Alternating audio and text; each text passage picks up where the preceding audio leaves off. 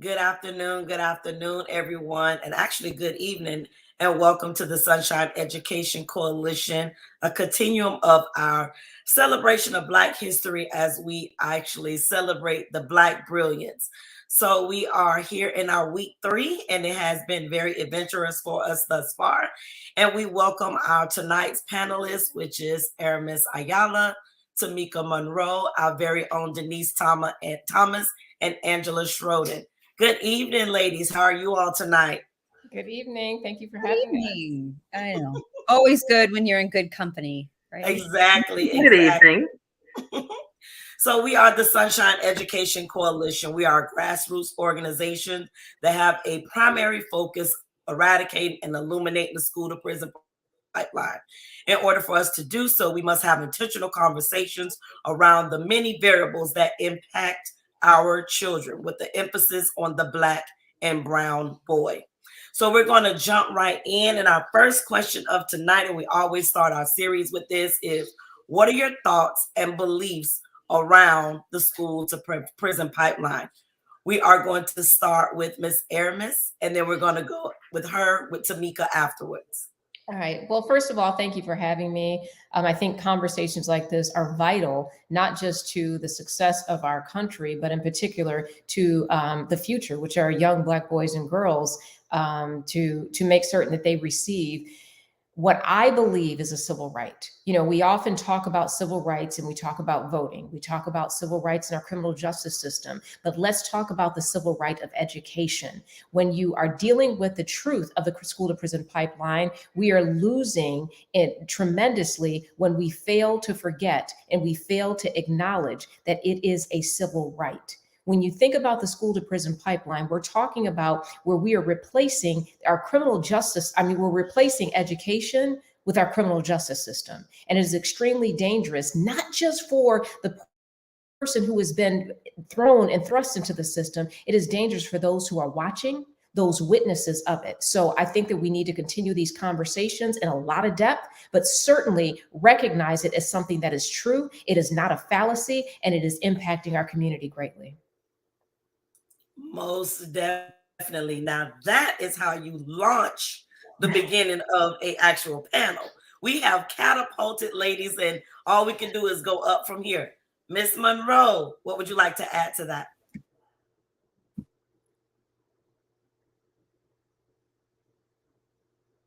You're still on mute, Tamika.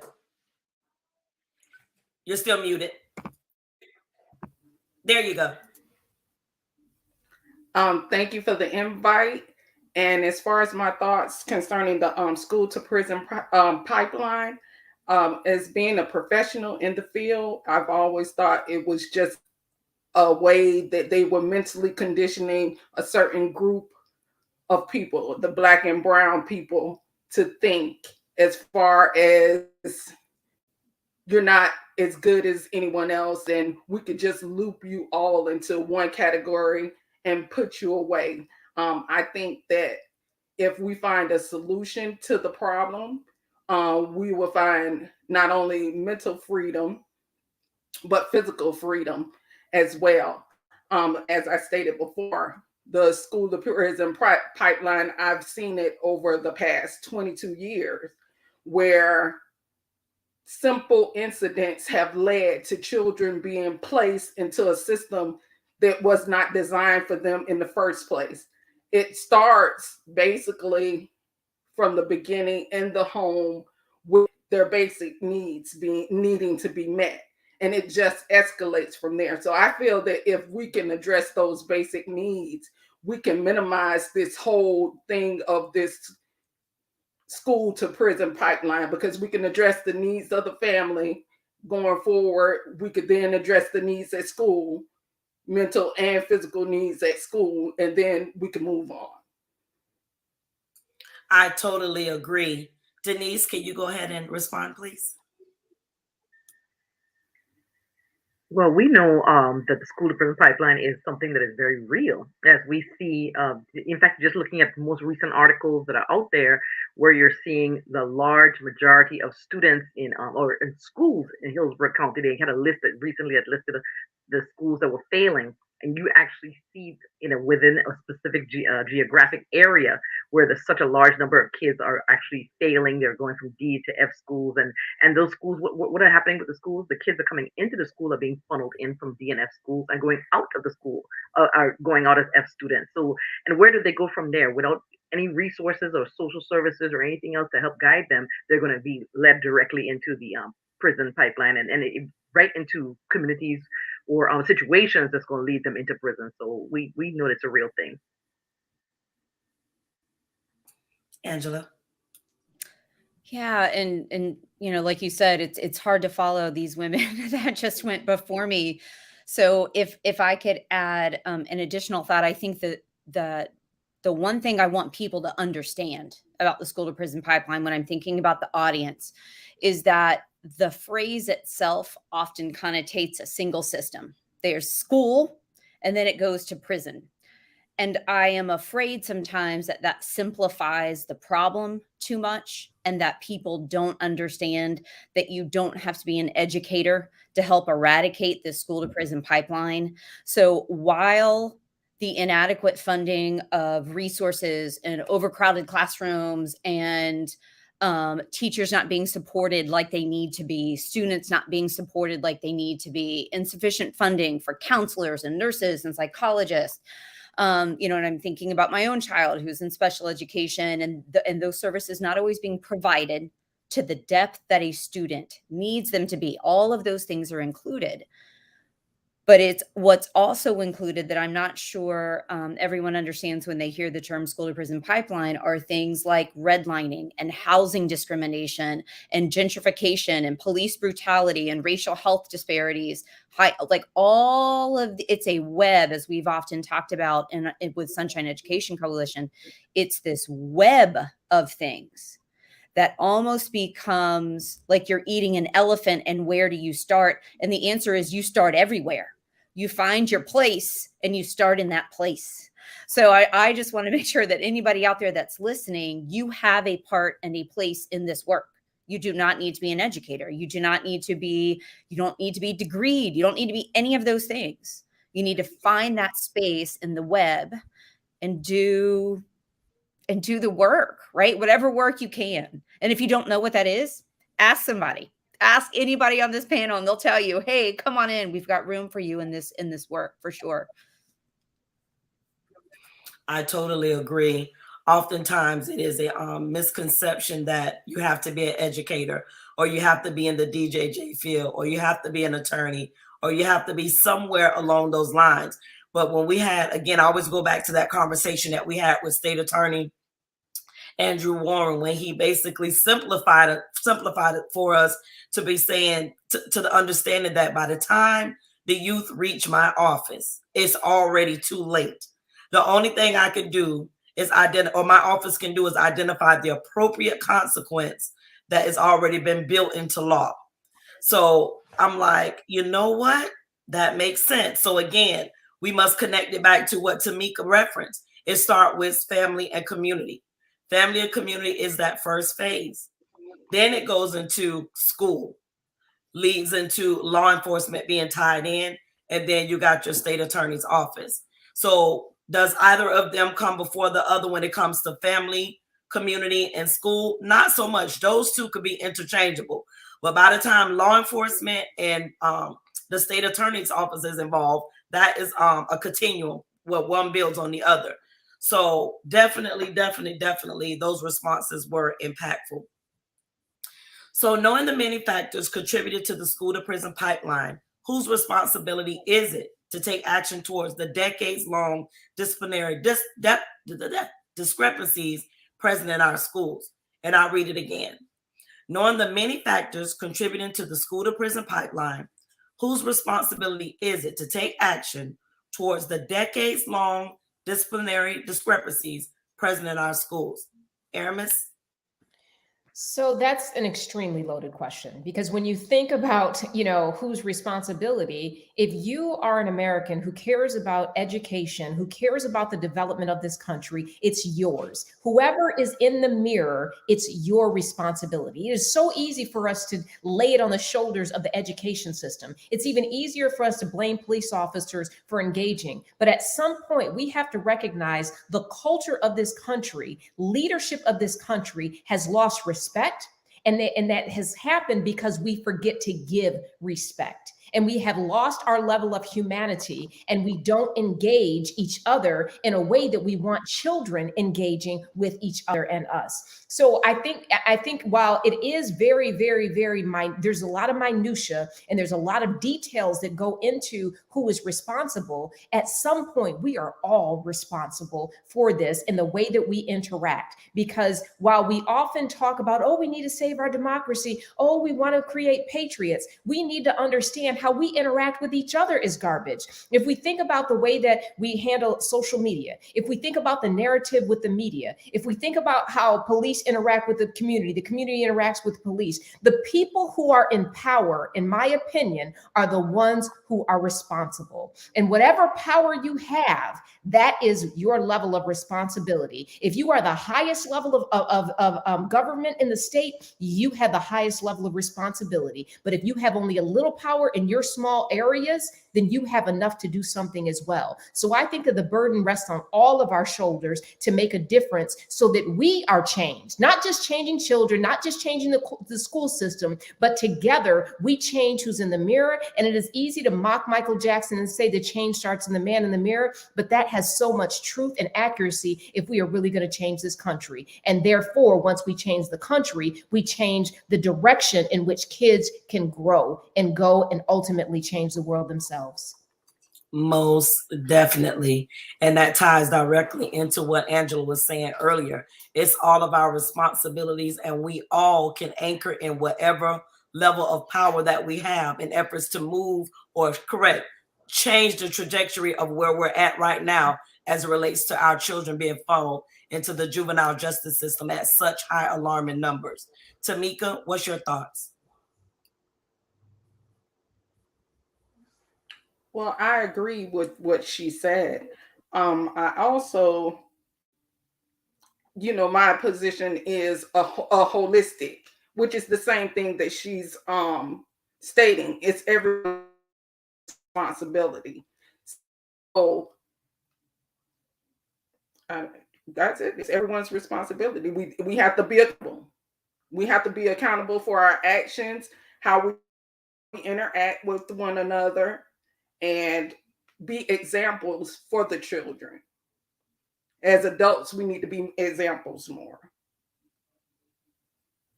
I totally agree with you with that, because right now I picture myself or envision myself being a child and seeing all that these children have been exposed to. Forget COVID, just remove COVID from being a factor.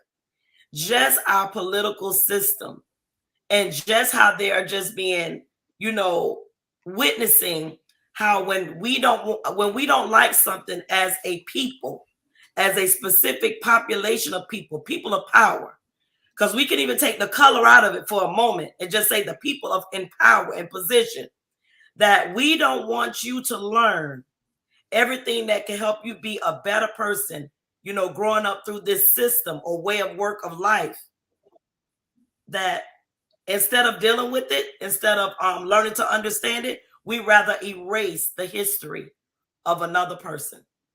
People that we're supposed to say we love one another, care about each other. But instead, we rather say, nope, your race is not important enough for us to learn about because it's going to make other people feel bad. Well, what have we been feeling all these years, my sisters? What have we been feeling? I know my grandmother felt it. And I know her father that was hung from a tree in Alabama just for a mere thought of stealing sugar. Sugar, you all. And back then it wasn't bags, it was cubes. So I will move forward from that. Angela, what's your thoughts? As I was listening to Tamika and Aramis share, I was that's what I do all the time, right? I take notes because I'm always about learning, and so I was just thinking about the web of all of these places, and how as a mother and as an educator, I play two different roles. I have two different responsibilities. I think about what I'm doing with children in the education system in some ways similar, because I want an awesome education experience for all of our children that are attending our schools. But I also think differently as a mother. I want you to meet the needs of my kid. I don't care what anybody else is getting. I need you to meet the needs of my children. And so I'm thinking about, April, how we said before that everybody has a place. Everybody has a place in eradicating this, in making it better for the next generation than it is right now. And so thinking about those two different roles that I have, and also considering what are the actions that I take in those two different roles. How in both of those roles do I really genuinely seek to understand, which often means I have to stop talking and listen. Like, stop talking and listen to what's happening, because I have been on the other side as an educator and understood when there's 20 people in the room and your child is acting a fool, I got to do something about that. But then also understand as a mother how my own child can often be misunderstood, and that you don't really understand what it is that he needs, etc. So I think that was kind of my big walk away from the conversation, that I heard from the previous speakers. How do I speak and listen to understand, so that I can play my role in this? Because Aramis established from jump, everybody has a place in what it is that we're trying to do, for sure. Denise? I agree with the fact with Miss Ayala, because I agree with the fact that it's a top-down approach. And if you're in power, if you're in a position of power, you should be able to govern yourself accordingly. Yeah, and this is the issue that we have right now, where you have people who constantly think about how does this affect me, as opposed to how does it affect all of us. And they're not thinking about everyone in general. It's just like the whole concept of the book banning. Well, I'm going to ban these particular books because they're bad for the kids, but we're not looking at what you can also ban in terms of social media.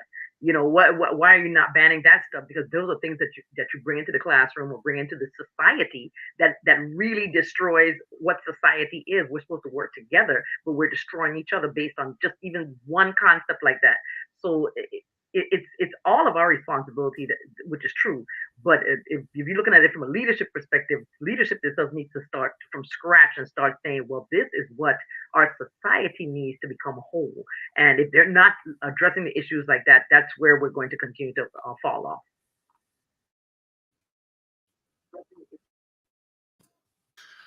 Great responses, ladies. Great responses. So, what training should police officers or law enforcement agencies receive before they are deployed to work in schools with children? Let's start with you, Denise, being that we have some experience in that area. What's your thoughts? Law enforcement, they need to take some teacher training classes. They do also need some classes that deal with sociology, psychology. They need some classes on how the brain works. That's what they need before they go in there all gung ho saying, okay, I'm going to grab a child and slam against the wall. That's not what they need. You need to understand that the psychology behind it, the why of why a child is acting a particular way, and then the strategies where they can talk them down, calm down.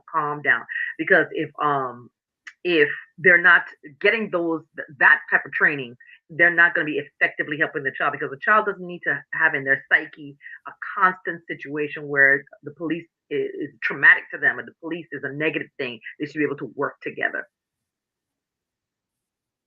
Yeah, and Denise, I want to add something to what you were talking about with, and I'm thinking about the training that you said with the psychology and the sociology and how do we serve.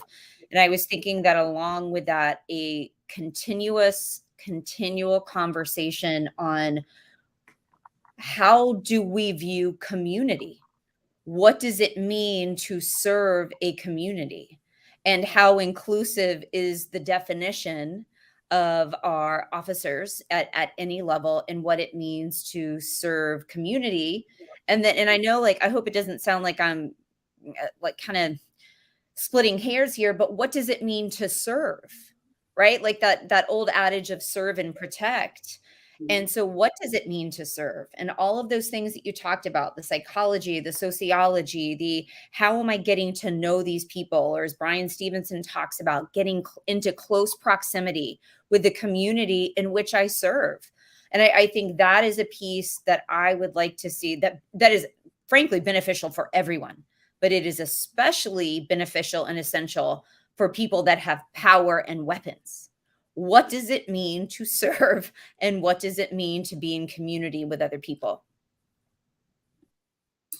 I do know that when officers enter the school system, a lot of times, they're seen, well, let me say, in past years, they were seen as an individual of authority. Children were excited to see them like it was a position of pride.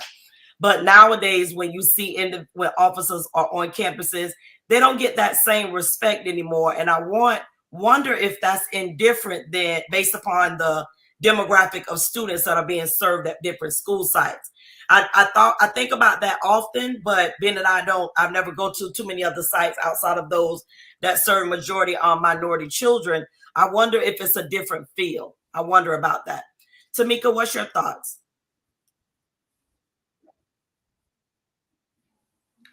As far as training, I think diversity, I think informed trauma care, and I think about implicit bias training.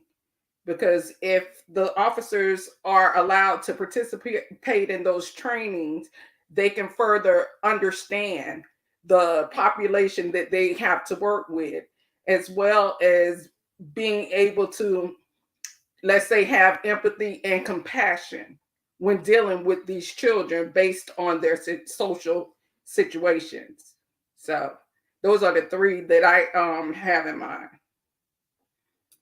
And I know for the most part, those trainings with those taglines is what I refer to them as are offered.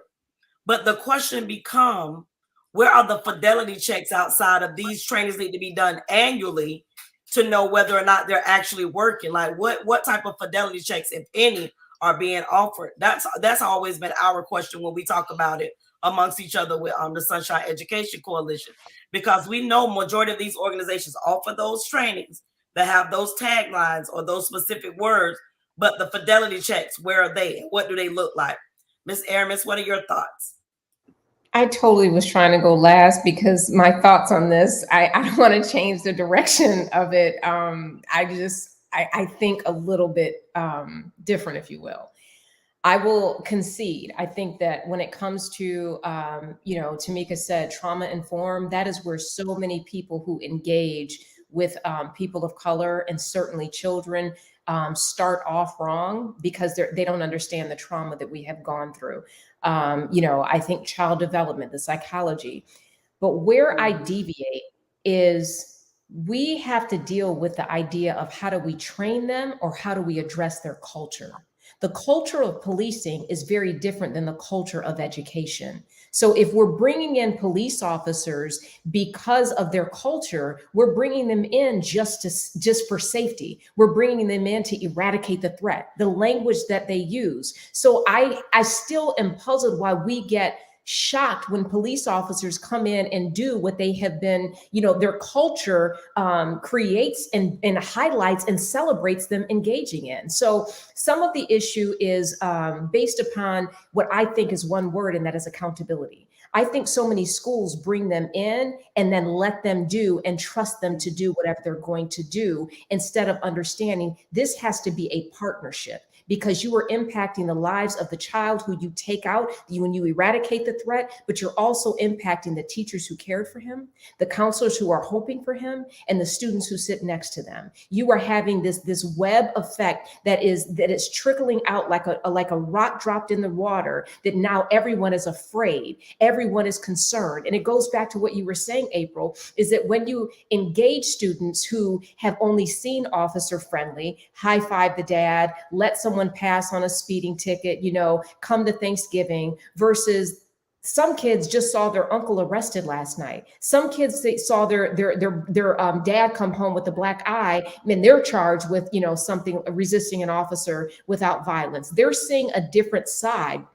And then unfortunately, their experience gets dismissed. And when you dismiss a person's experiences, that's what makes them who they are, and you dismiss them as a whole. And then you start that trickle down effect of what I was talking about earlier, how we have to learn to respect people and what we have gone through. So for me, to answer the question, when we're talking about what do they need to be trained in, yes, all of those things matter, but we have to be accountable. Officers have to be accountable for the fact that they're at the school and they're interrupting an education. Educators and school system have also got to be mindful that they have allowed someone in, which is a disruption. We think that it's only help, and it is help when there's dangerous situations. Because I have two little girls, and if something happens in their schools, guess who I want there? I want law enforcement there to protect them. But I also, if there's a minor incident, I don't want them there interrupting, scaring my children, and interrupting the process of their education. So it is a training issue, but it is also a cultural assessment of what you're allowing into the educational system. I totally agree. Those were definitely some gems that you dropped. And I see Angela and Denise and I both are like, that's a new way of thinking for us, because we always be like, we were thinking more along the lines of, yes, the training is there, but where are the fidelity checks? But now you position it in a different way for us to think about it. It's about culture, police culture being embedded into school culture. The two don't match. Right. That clashing They of don't match culture. at all. Yes, that's really, really Right. good. And the thing is too, the police are there for the security of the building, not to really say they're going to go in there and deal with the children. So that's a whole nother, you're right. So that ties right into that whole, the culture of what the police are actually supposed to be there for. So thank you. And that's something that was explained to us in depth at one of the many trainings that we went to, when it was stated that law enforcement on school campuses is not supposed to interject at any point for behavior, small behavior. It's only when a criminal act, what they say, a proposed criminal activity or get ready to engage in some type of criminal activity exists. Otherwise, they're not supposed to get involved with the child at all, like removal from a classroom. Well, actually, they're not supposed to be doing that. The administrators are supposed to come and remove children from a classroom, unless, for example, a child has been stabbed. Then law enforcement would come in.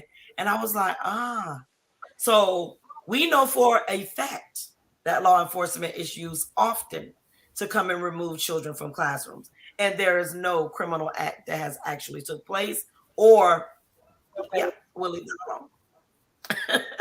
So here we go. Should children ever be arrested at school? And if so, when? Should disorderly conduct or disruptive behavior be enough time to warrant an arrest? Let's start with you, Tamika. What's your thoughts on that?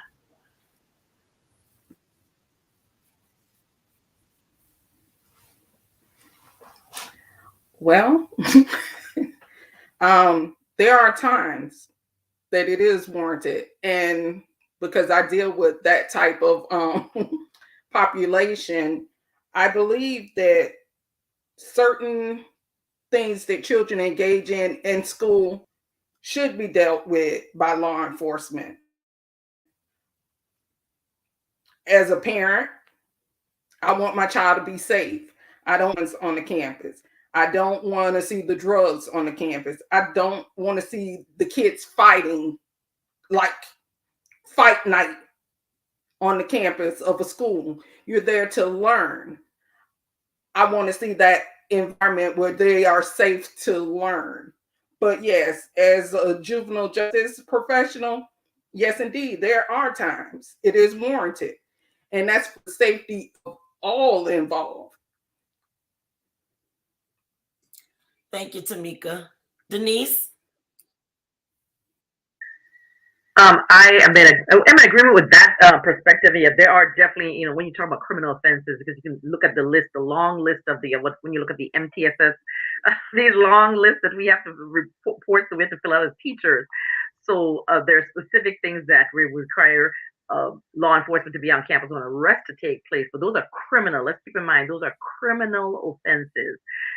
When he talks about things like, well, kids are just pushing and shoving each other, which happens all the time, or small things where they just are in a disagreement with a teacher, that's just a personality conflict. That does not require an actual arrest. So a lot of times when an officer is called for it, I don't think the adult who's present is actually truly giving it the depth of thought to say that this is not an offense that will require handcuffs or zip ties or whatever like that. So yes, in a criminal situation, but not on an everyday type of situation, as they call it, the lower tiers, as they call it. Angela? And I think Tamika said it fairly similar to where my brain was going. As a parent, I want my child to be able to go to school. I want them to be safe. I want them to be able to learn.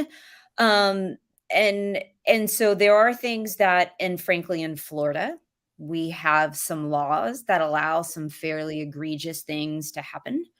When you're talking weapons, when you're talking bodily harm to other people. And so I guess I would say hesitantly, there are times, they're probably fewer and far between than what is actually happening. And so, like Denise said, it is the generic phrases in some of our school systems that say things like disrespectful or isn't following directions. And that goes from 0 to 60 and a cop walking in to get you out of your desk and take you. Those are the types of things I want people to understand. That happens a lot. That a child is responding in a way that somebody maybe doesn't like, and it escalates fast to a police officer being present. Those are the types of things that really, when I think about what leads to the school to prison pipeline, that's high on the list. Interactions for saying what you think. So I appreciate you two ladies for articulating what I was able to. Aramis, what's your thoughts? So I think that I don't know that we're going to find a person who says, no, you shouldn't arrest someone, especially people who have either seen the danger because they're part of personnel or their kids are there and they're concerned for the danger. That I think the issue is more how, right? Because you have an officer, school resource officer, who has befriended the children, who wants them to trust them, who is there to be safe, and then all of a sudden they flip and they become someone else. One of the things that helps children with discipline in their development, we all know, is consistency, right? So now you have a person who has flipped into a different role that challenges a child's entire center. So that's the first part, how. If we can develop rules where, the school resource officer may hold and sit and protect the school from it, but the actual formal arrest occurs from bringing in law enforcement who's not associated with the school, but who's associated with other activity, that may set the tone. The other thing that we have to be mindful of, we saw it right here in my community, Osceola County, is that young girls are being exposed to domestic violence very early. And when you see a strong male police officer handle another female, I don't care how big she is, I don't care how masculine she is, I don't care what excuse we use to justify it, that impacts the brain of little girls. And when they see them being physically handled and taken to the ground by authority and by a male. So we have to recognize it's not if, we definitely want it when it's necessary, not the petty stuff, not the stuff that frustrates teachers because kids are kids, and they're going to be behave in certain ways. They should be respectful, but they're not always. Disrespect is not a crime, those type things. I think that we agree that when they're, like you said, drugs, when there's physical and danger and violence, yeah, no, you come there, you take the kid and extract them out and go give them a timeout. I'm okay with that. The issue is how you do it, that we have to be able to be mindful of, not just because of the image, but also the impact that it has on children and the green light that it gives to violence. I totally agree with everything that all of you said. I know that there are often times when we have children being children where they bring in behaviors that prevent the teacher from teaching and their peers from learning. But the problem that a solution to the problem would be if we were well staffed to where administrators can come and get children that are demonstrating those behaviors that are preventing the teacher from teaching. And we know that across the board, right, in the state of Florida, or I should say nationwide, that education is taking a beating.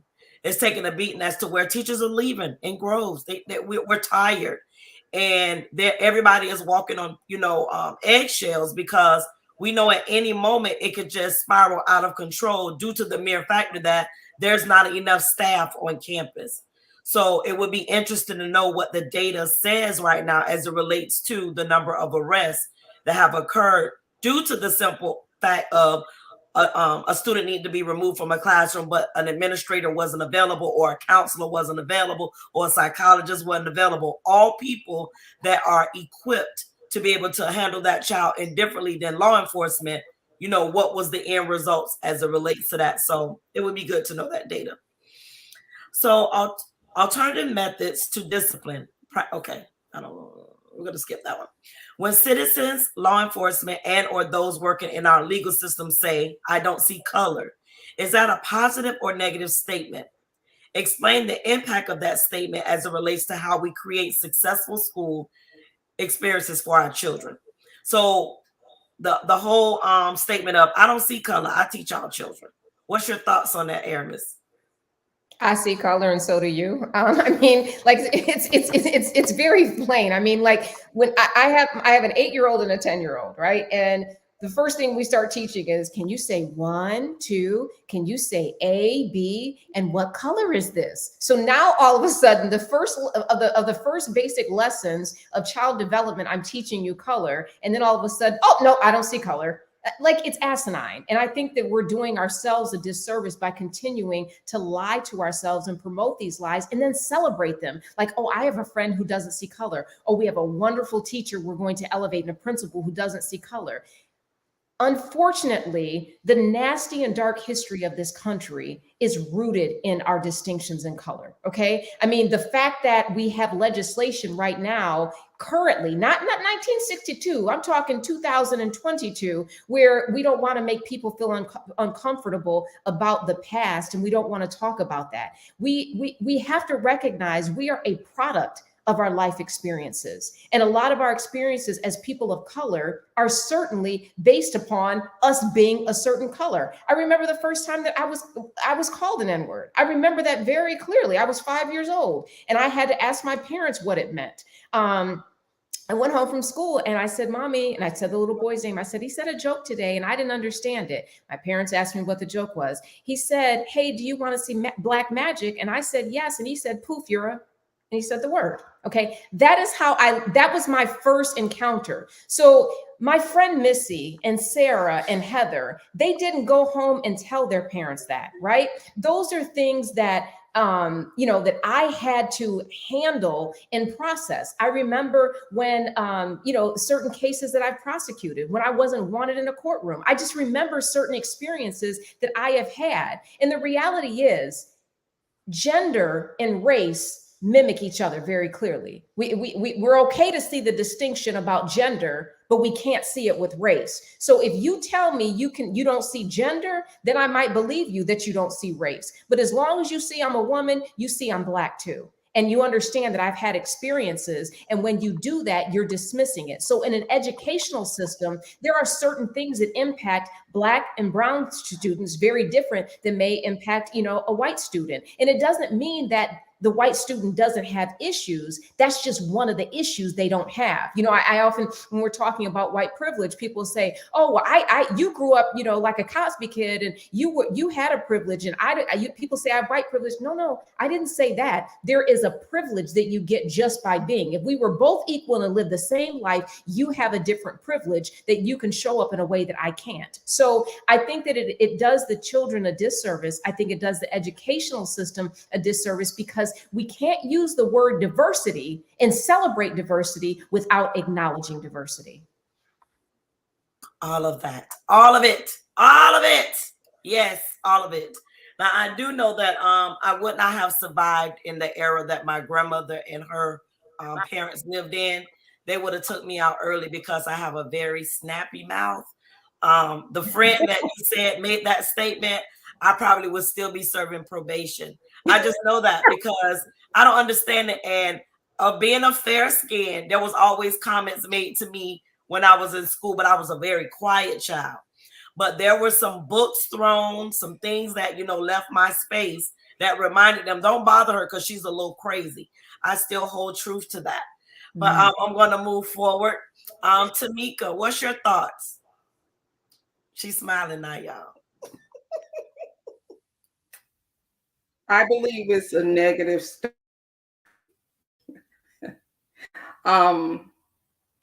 if you don't, you can't see me or any other person that looks like me.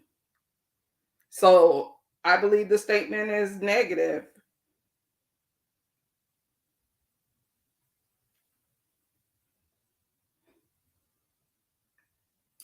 Denise, I think Tamika's freezing up. Denise, go ahead and respond, please.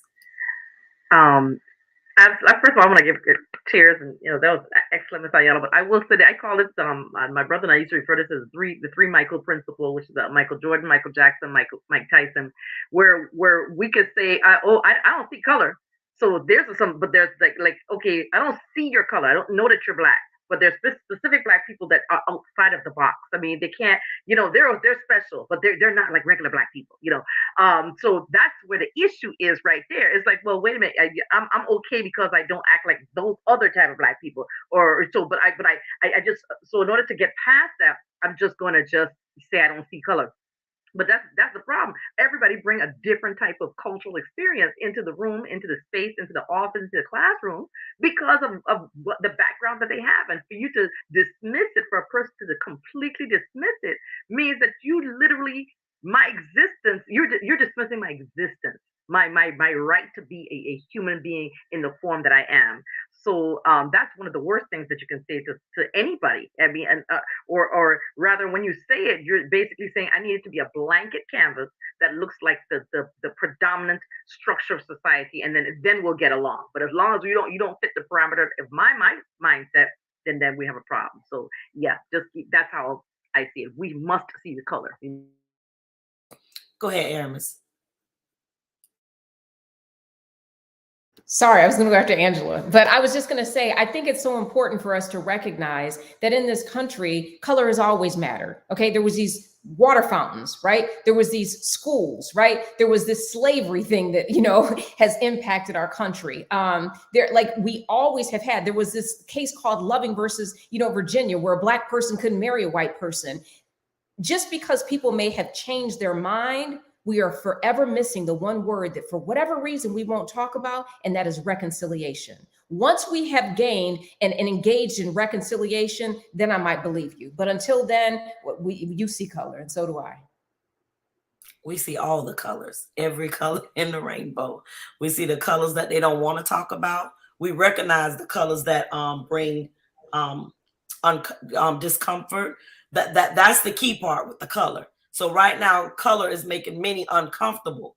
And until we are able to recognize that, until we talk about that elephant that we're still speaking of and start biting off in small pieces, we're not going to get too far, because our children, they understand a lot more than what we give them credit for. They see it, they understand it. And guess what?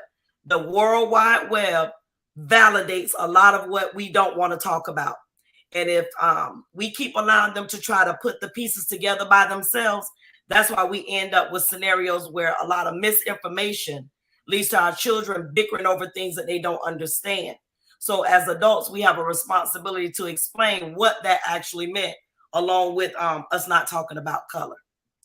Angela, what's your thoughts? Oh, so many. So like I was getting lost in the learning. I'm not gonna lie, like I was getting lost in learning. My paper looks all a mess. Um, I think I want to add that like in my experience, I have never heard a person of color say, I don't see color.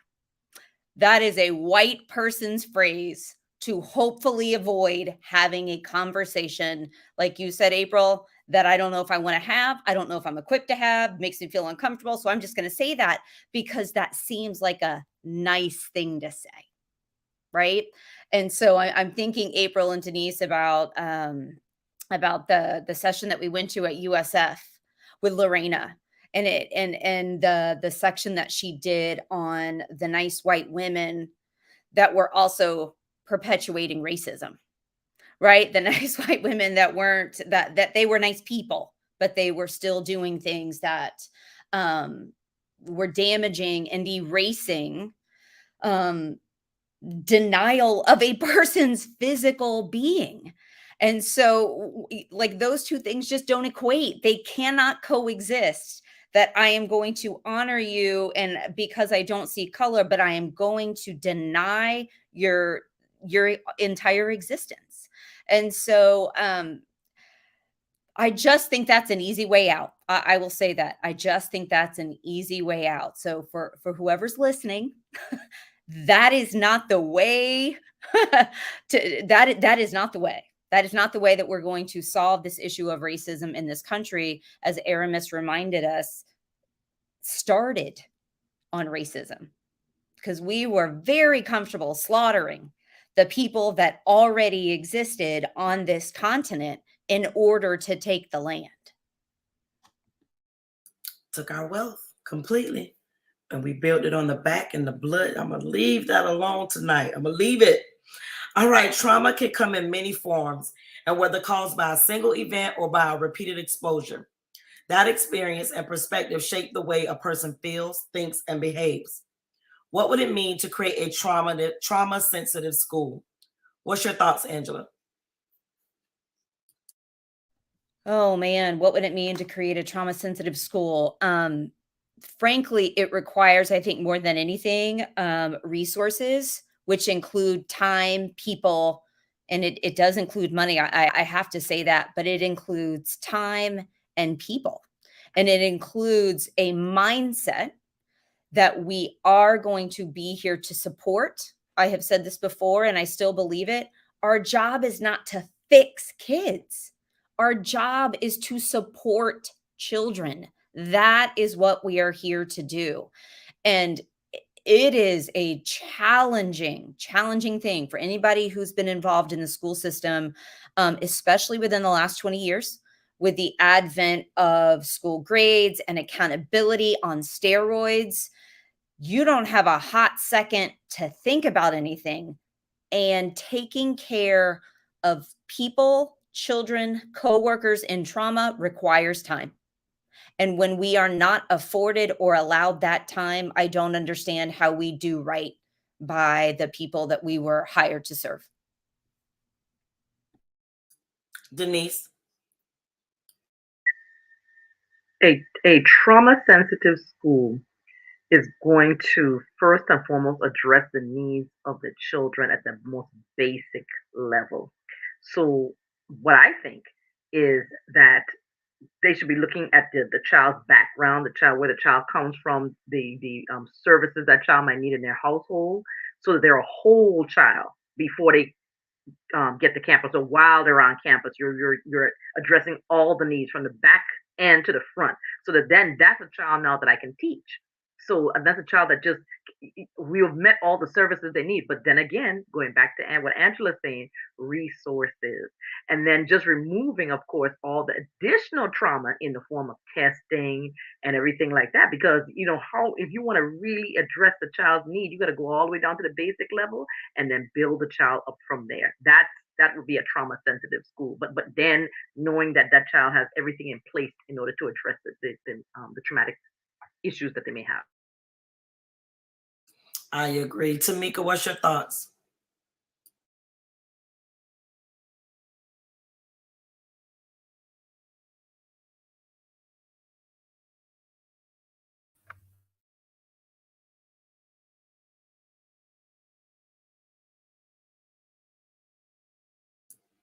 You're still muted, babe. To it, and it does.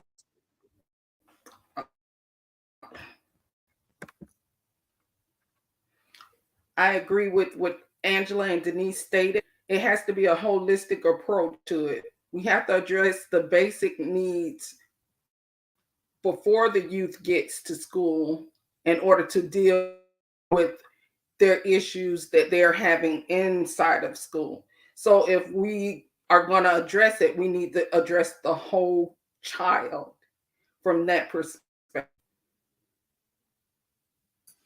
I agree. And I know when we Which speak about, includes the resource from the school, the community, health service, the whole.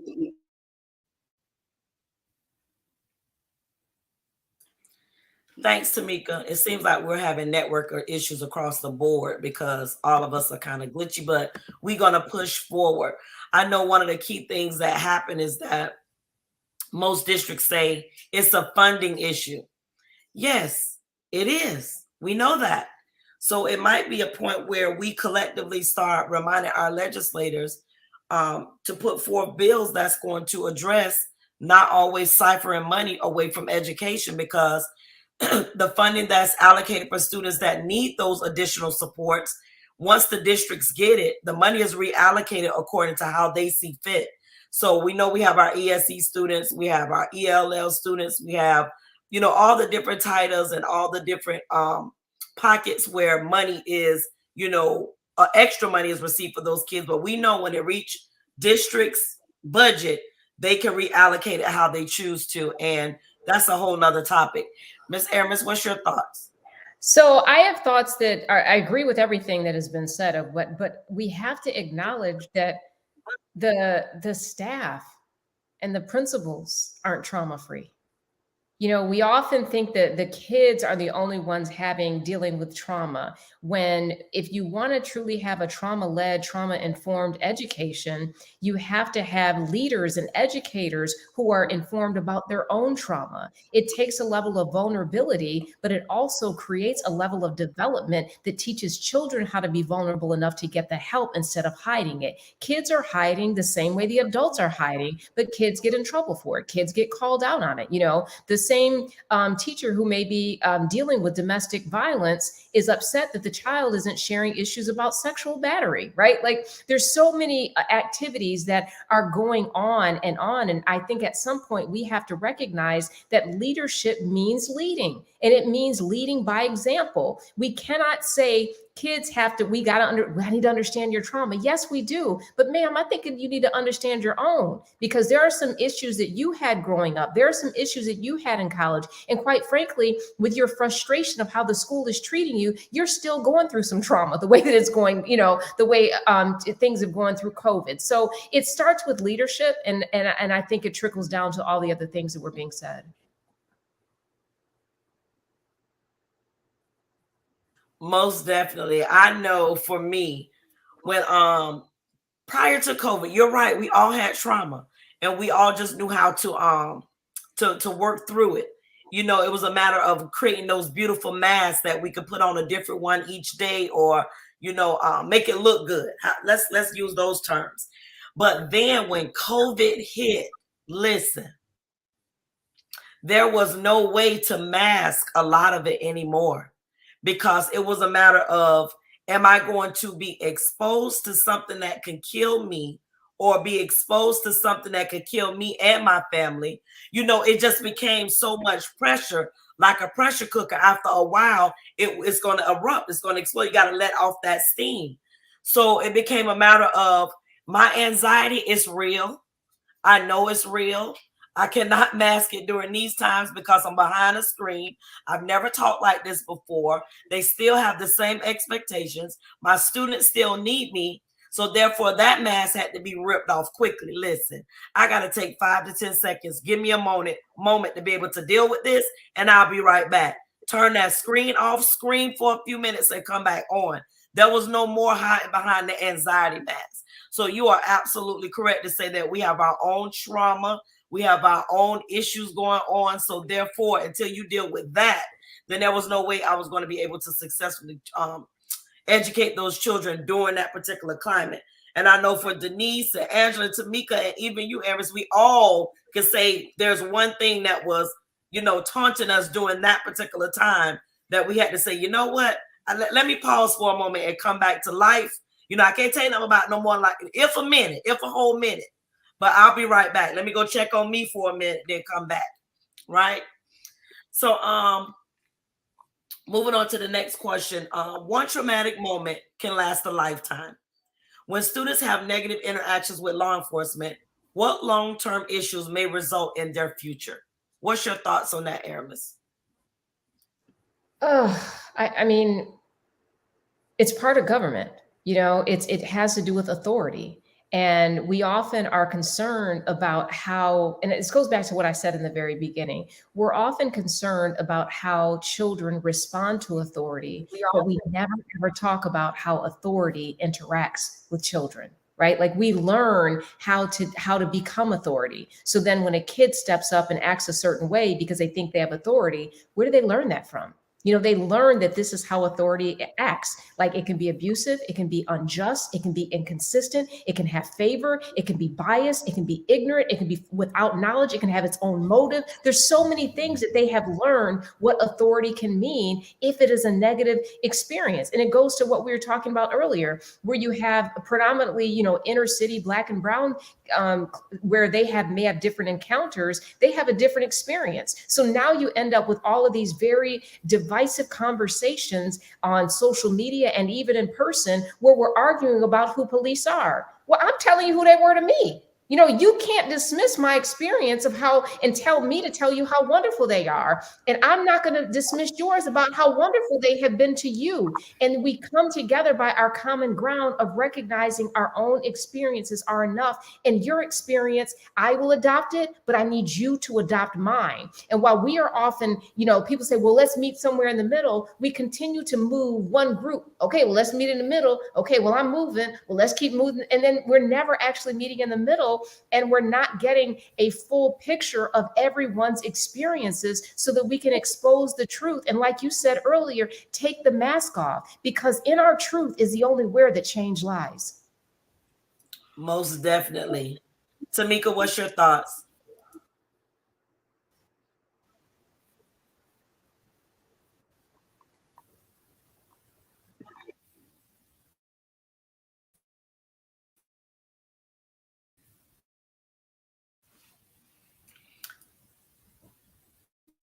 Can you repeat the question? I'm sorry, I got wrapped up in what Miss Aramis was saying.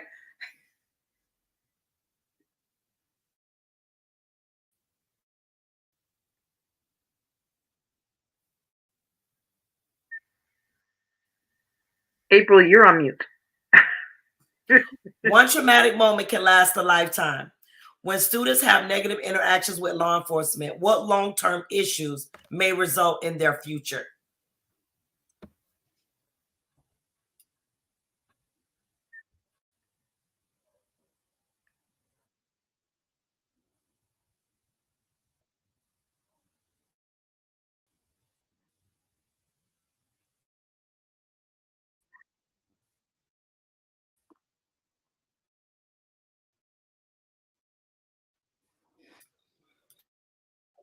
It might be too delayed. Go ahead and answer, Denise. Okay. The trauma that they have in their future. I mean, I agree with what Ms. Ayala was saying, but also to add on to that, that constant negative interaction with police might also lead them down a path where they're going to cling onto something that's a little bit more, for lack of a better word, criminal nature, or more that goes against society. Let's just say that, because they figure, well, you know what, if I'm gonna always be perceived as someone who is a criminal, or who will constantly do wrong, or will constantly be the focus of all negativity that happens to society. What's the point of being a good person? What's the point of being an asset to society? I'm just going to be somebody that's going to continue to just do wrong, since I'm already perceived as that. So that's one of the detriments that I see. Like, for example, having a conversation with a student who will say, "Well, I don't expect to live past 22. Why?" Well, because everybody around, they just get shot at that age. I'm like, well, that's not even a positive way to think, but that's how they think. Or a lot of their musicians, or the rappers or whatever, are getting shot, the ones they like to listen to. So that's their expectation for that age group. I'm like, that does not make any sense. So, but that's when you constantly interact with that type of, that level of trauma, or that when you see something negative like that all the time, that's the height of your expectation. Angela. Yeah, I think one of the impacts, April, that bothers me the most is the possibility of the generational impact, that it continues to happen. And I think Aramis said it, no surprise, so beautifully and succinctly, around when that is your experience and no one acknowledges it. That's another trauma on top of it, that you're saying, I'm telling you these things are happening, but the people around you, and I will say, and this is one of the things that I probably did not realize until 5 years ago, when it's so pervasive in every aspect of our media and culture, right? That to the lack of acknowledgement of a different way of thinking besides the people that are in power. Nope, I'm like, this is the way, right? This is the way that it happens. This is the story that I'm putting on TV. This is the thing that you're going to read about. This is the thing that you're going to hear talked about in the news. When that is what happens, the generational trauma that can, I think that's the piece that I'm not sure if people, well, not all people, that was a very generic statement. I'm not sure how much that's talked about, and how hard is it to break any kind of generational thinking of any kind, right? So, again, I go back to lifting up what Aramis said a few minutes ago. That idea of meeting in the middle first has to start with the acknowledgement that something else is happening. And people in positions of power don't often want to do that, because that might mean that the power dynamic changes. Because when you don't get to control the story, you often don't get to control the power.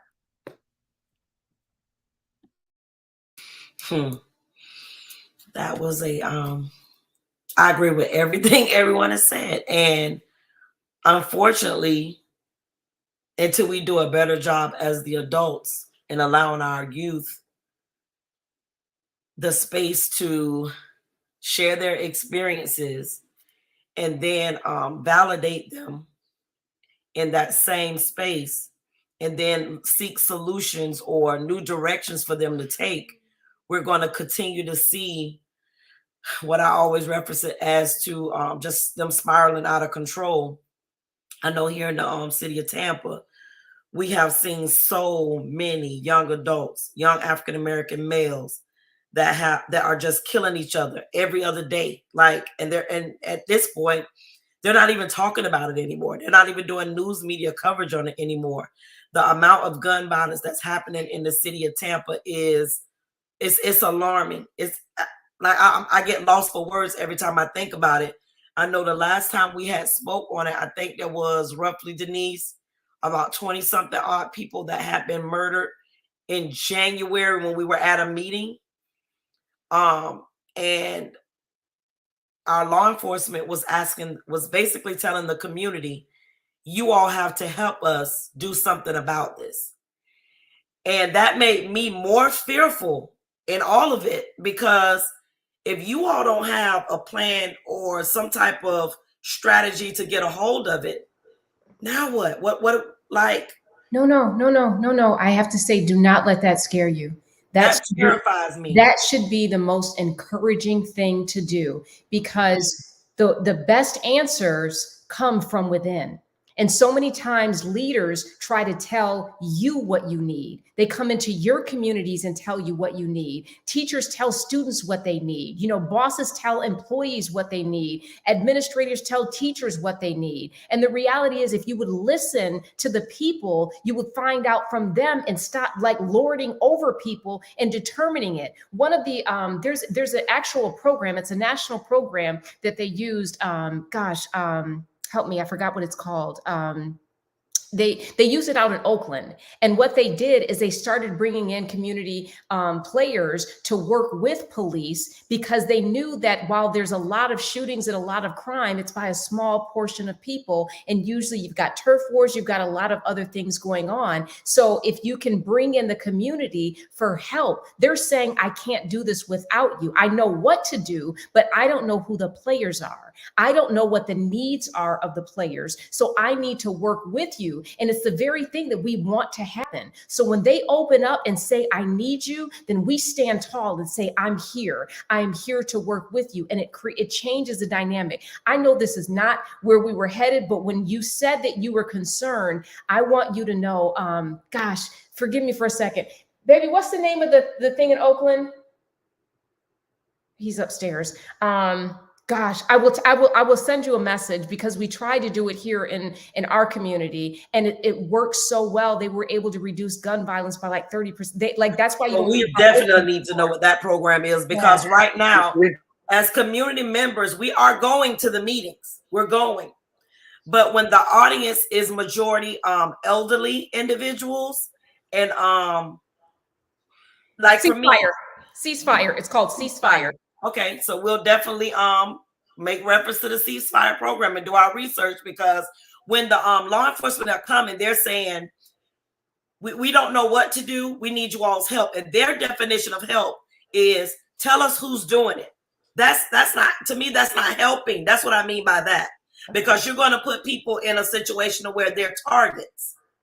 Y'all have to tell us who's doing it, who have the guns. That's not strategy to me. That terrifies me, because you're going to put other people in harm's way. That's what I meant by that. But I know exactly what you're saying. So we do need to know about that program and how it worked in your community, to see if we can, have them go in that direction, and see how we can try and mimic some of that here. Because the gun violence, after we had the all the break-ins and we're going to get back on topic. I'm sorry, y'all. After we had the what was it, y'all, when they had was it George Floyd? Was it after George Floyd, when they broke in all the pawn shops? And right. Yep. So we had massive pawn shops were broke into, and they stole firearms and everything, breaking in cars. So you ended up with a lot of firearms on the street. And we have a gun show that comes to Tampa every other month. And they sell these guns. And we're trying to figure out, like, we know what the problem is, but what are we doing strategically to reduce the amount of guns that these children, because the majority of them are under 21 years old. So, yeah, but we'll talk offline about that if you don't mind. So, we're coming to a closure, guys, to our great conversations that we have had. So I'm going to pose this question to everyone before we wrap. If you had the ability to immediately change one thing in our education system, and that thing would be implemented successfully tomorrow, what would it be?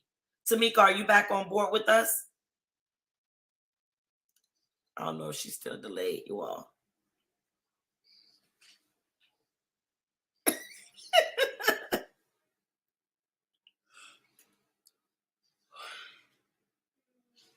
No worries. Angela, go ahead and finish up. You say you forgot to say something, babe. Well, I just, thinking about earlier and something that Amaris had said, I was just thinking about, so when a response to hearing a Black person or a person of color say, my experience with law enforcement is not officer friendly, my experience is traumatizing. And when that honesty, when that truth is met with, well, blue lives matter too, or all lives matter, like that is the signal for me. You are not hearing there is no meeting in the middle of that. There is no, because there, you can't meet in the middle of what you won't acknowledge that somebody else is experiencing. Right. So that's what I was going to say earlier. But in my response to your question right now, this is a much more like hopeful thing. This is always one of my favorite questions, right? To end on this sense of hope and hopefully some creativity. I would probably have to say, if one thing could be changed tomorrow and like it would happen, it would be the ability of all students, every single student, to show up in their full humanity, like their whole selves. I am who I am. This is who I am. And feel 100% accepted. And this is a big one for me, celebrated. I want somebody to be happy that my kid walked in the door. Right? I don't want it to just be, you're here and it's okay. I want all children to be celebrated. And frankly, and my colleagues, Denise and April, will know where this is coming from, and to see themselves in the curriculum of which they are a part of every single day in all of the various ways that humanity shows up in this world. So that would be like my thing. If we can make that happen. Denise. Definitely piggyback off of that. But yes, the one, if they could change tomorrow and have every single service available for our students. Our students need the resources. That's just, I mean, but that's a magical thing, having the money that's available so that our students get all the resources.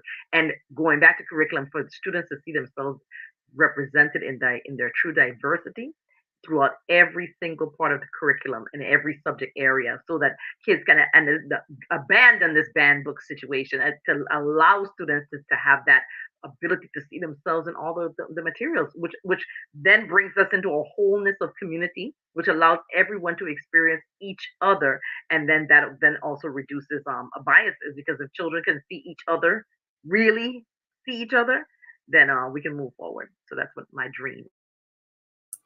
I agree. Aramis, you're muted. I had a goal of not being told that one time on here, and on the last question, I fail. Again, we all are human. Anyway, I have a list of them, so I will limit it because I just care about people. You know, the first is to really redefine safety in a way that is not self-serving for the person who's defining it. You know, we are very careful about letting kids be free with COVID and how that has happened, but we turn the page after a school shooting so very quickly, right? Like, our children should not have to worry about their physical safety in a school. So I wish that we could eliminate that. But that's like big. On a more not to say surface, but a more tangible level, I would love to see politics out of education and the voice of students in. I mean, I'm in politics, right? So I can say that in a way that I don't play politics when I'm sitting down with my child trying to teach her about, translate decimals to fractions to decimals, right? When I'm trying to teach my little one respect, right? Because the things that we're teaching first and second graders about interacting with people, we're not seeing at the highest level of leadership. But we also then bring in politics and suggest that there's these things being taught in school, which is not taught in any school in the state or across the country. I'm talking about critical legal studies. That's a whole nother discussion that you guys probably don't want to talk about today. But as a political science degree person who studied critical legal studies and critical race theory, I get how small it is and how many people don't even really understand what it is, but leave that be. So I wish politics was out of school, and in a way that keeps it very human. It keeps it very focused on education, and it lightens the load so that the children don't have to carry our differences, where they can show up and be just who they are and develop their feelings about how they feel, whether red, blue, purple, whatever it is. And the final thing that I really wish is that we heard more student voices. They're the ones who are most directly impacted. What I loved through COVID, is that nurses spoke. I love that teachers spoke. I love that, flight attendants spoke. The ones who were on the front line, it changed the narrative such that the bosses couldn't tell us what the truth was. They spoke and they had a platform to do so. Sadly, we still don't have a platform for students. They don't get a seat at the table. They don't get to talk. And even if they do, is it really their voice that's coming in? Right, the real frontline workers. Do they? If we can talk through what they're feeling and not just them mimicking their parents. Because my kids mimic me. They're going to go somewhere and they're going to say certain things that I say, but I try to be very intentional about saying, baby, is that really how you feel? Because it is okay if you don't feel the way that mommy and daddy feel. What makes you say that way? Is mommy and daddy's feelings, does that affect any of your friends? I want to make certain that I'm not making them apply something in an area I don't want it applied. So just giving kids an opportunity to feel heard, because we're losing generations. If you look at, everyone's making this big distinction about Gen Z, and we talk about them and how lazy they are and how they don't want to work. Well, guess what? You're taking my Social Security. You're making me work. You're not allowing me. Oh dear, I lost my. Hold on.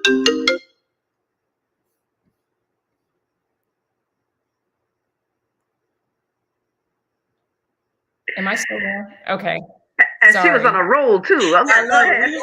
We just gonna break out into a dance. That's what we do when it come on. We go with it. You know what? I will just say this. I just wish politics was out and the voice of students was in, and there was less concern about their violence. Does that make it very succinct and very clear? Sorry about that. Absolutely. No worries. It was beautiful. We know Tamika had some technical difficulties. She lives in the same area as I, so I'm surprised. We have to turn off everything that everybody else using Wi-Fi wise, and then it kind of lets us flow over here. But Tamika, are you able to respond? Otherwise, we're going to close out. She looks like she's distraught too, y'all. She says she's able to respond. Go ahead and unmute, Tamika. Spoke too soon.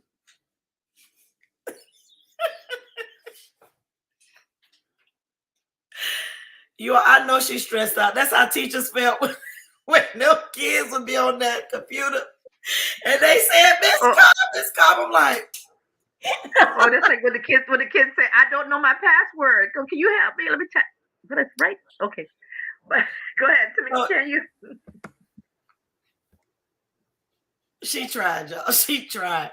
So I want to thank everyone for joining us tonight. The information that we walk away with definitely will be useful in all of our walks of life, and we would definitely want those that.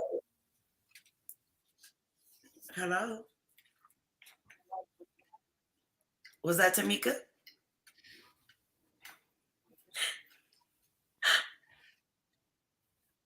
Okay, so we definitely want to make sure that those that listen in, if it was tonight or in the future, that you take away information from this session from the panelists that were here tonight. And remember that all of us have a responsibility. And at some point or another in our lives, we're going to be held accountable for what we do and don't do as it relates to taking our children and putting them forward in everything that we're doing in today's world. So I thank all of you all for joining me tonight. And the Sunshine Education Coalition is up and thriving. So be sure to visit our website, sunshineeducationcoalition.org.